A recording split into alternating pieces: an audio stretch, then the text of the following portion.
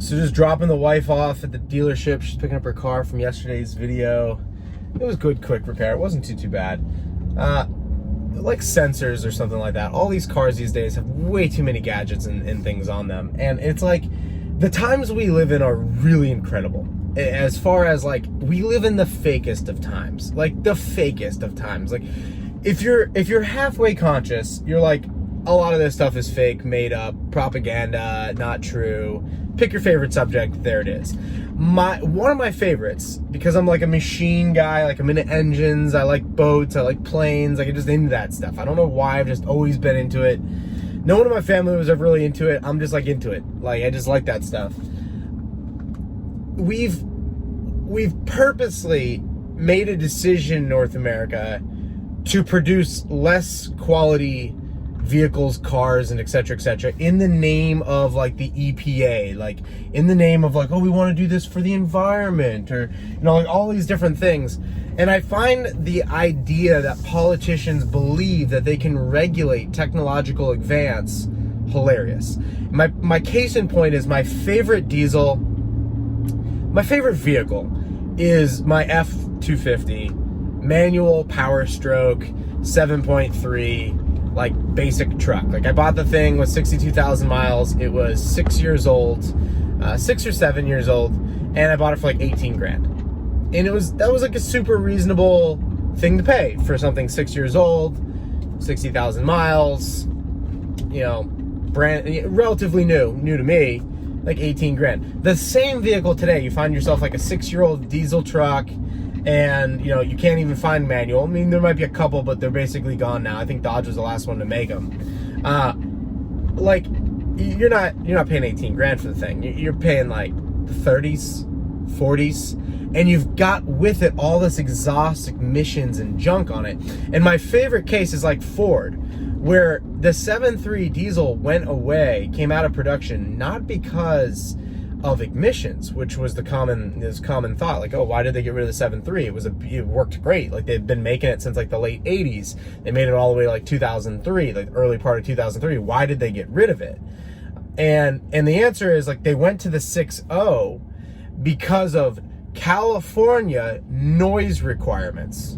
It was too many decibels high and noise and whatnot, and so they went to the 6.0, and then the 6.0 was a complete disaster. Probably cost Ford more than they've ever accounted for, being like loss of brand recognition, loss of customer base, like head studs they had to continually replace. I mean, the Ford, when they went to the 6.0, was a disaster. Then they went to the 6.4, probably prematurely to get out of the 6.0, and that was a disaster.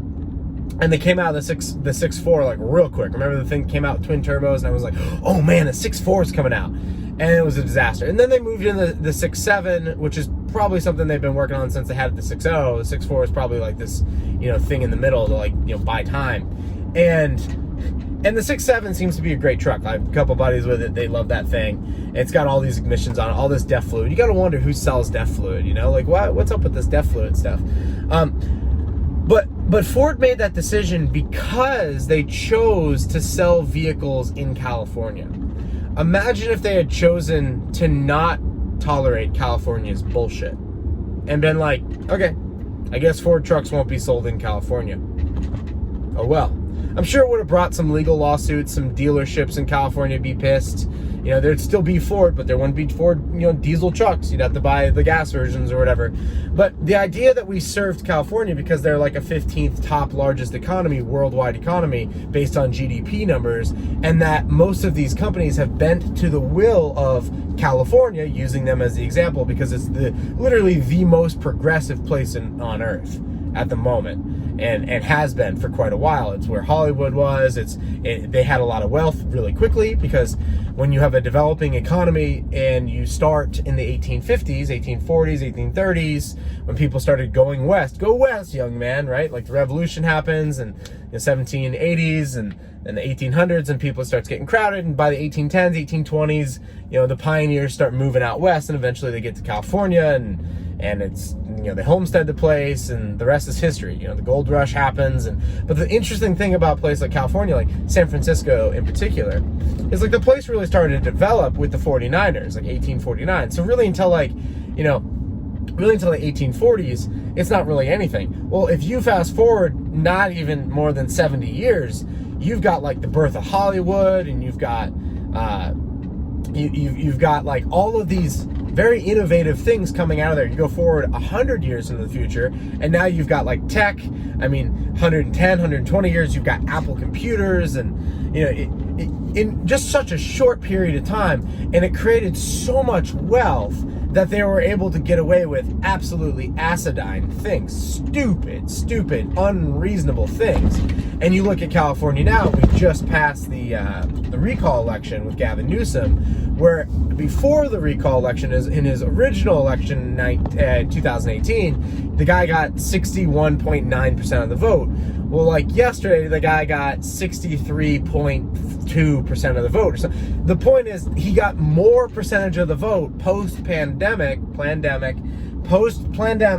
than post-mass, lockdown, post like this event of like, things are so bad in California that we need to have a recall election.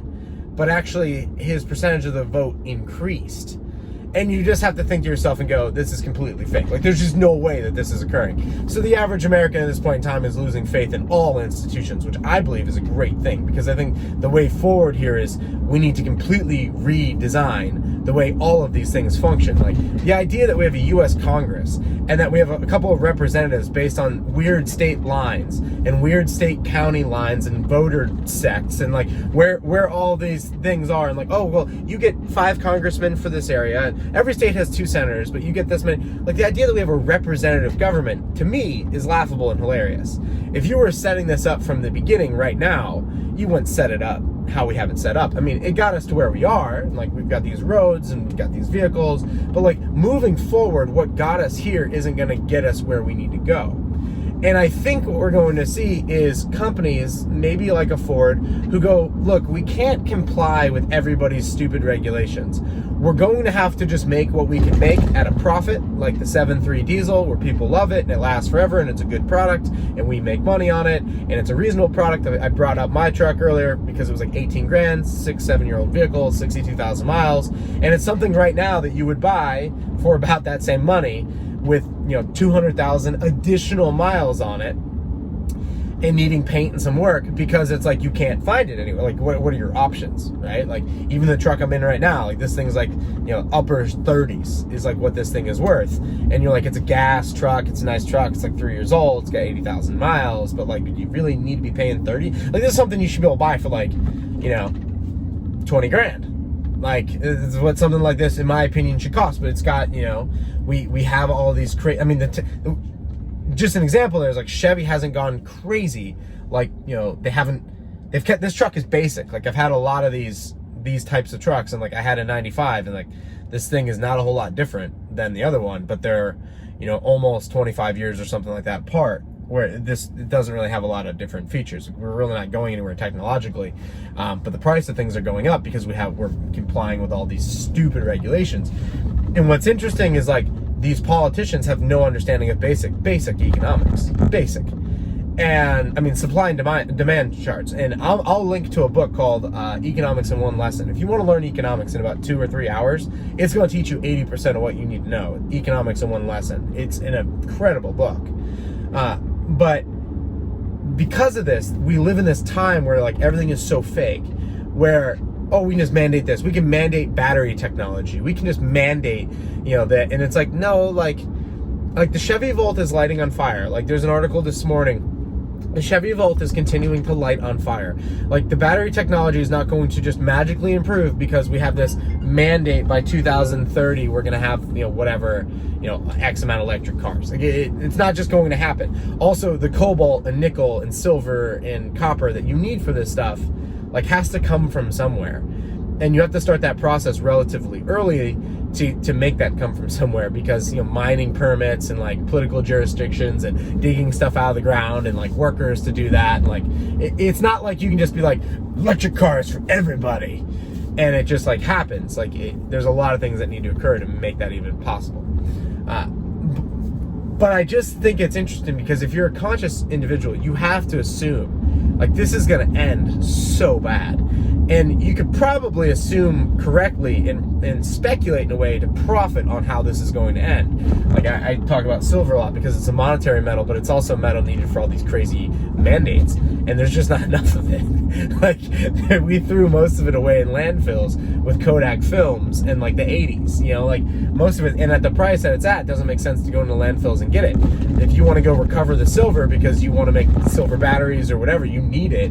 Like the price of the thing's gonna have to rip. I mean, it's gonna have to be like $1,000 an ounce or more to even get close to resembling where it's gonna go. But we live in a time where they believe they can mandate this, mandate that, and that there won't be consequences to their actions. And what they're wrong about is not only will there be consequences, but the consequences will be so severe, it may be unlike anything we've ever seen in human history. Like the decline may be such where we're like looking like, oh, do you guys remember in the 90s when we all had TVs and like phones? We may get to the spot where like we can't even make the power work.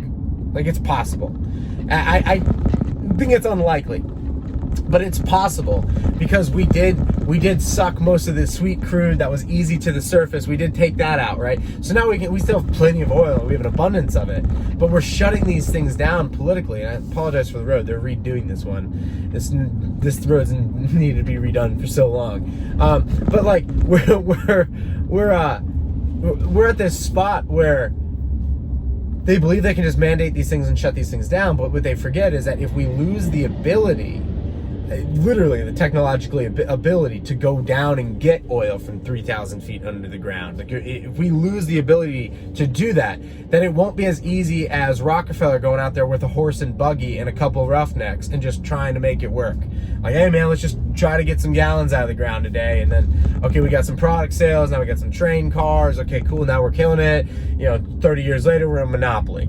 Like, it's not going to be like that. Like if we go past a certain point, we won't have access to abundantly cheap energy sources.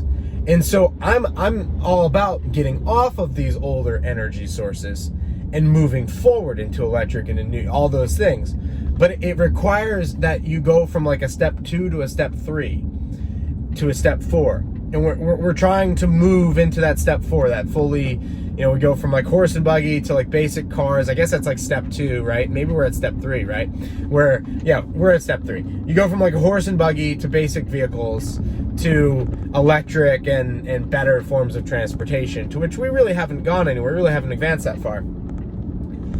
But if you don't successfully make your pivot to step 3 and have like a really good industrial base underneath you, and you just mandate away step 2, well, you can't start at step 1 and get back to step 2, much less step 3. I know it's a little abstract, but I don't think like our political leaders really understand that concept. And I don't think it will occur all over the world. I think that certain areas that are like rational, like that are looking at things like, okay, we want to progress forward, we want to have good quality of life moving forward, I think capital and technology and people will flock there. But in the Western world, I can look around and be like, man, we're doing some stupid stuff out of an abundance, but like we're mandating away our best, the best things we have to offer. We mandate them away for this political ideology that sounds good, but is completely unobtainable. I mean, the entire AI conversation is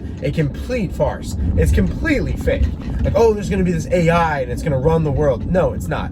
There's going to be a group of elites that are going to try to put you into a communistic like model and tell you, well, it's good for climate change and it's good for the environment. Also, if there's less of you, that's also good for the environment. But really, it's just good for them, right?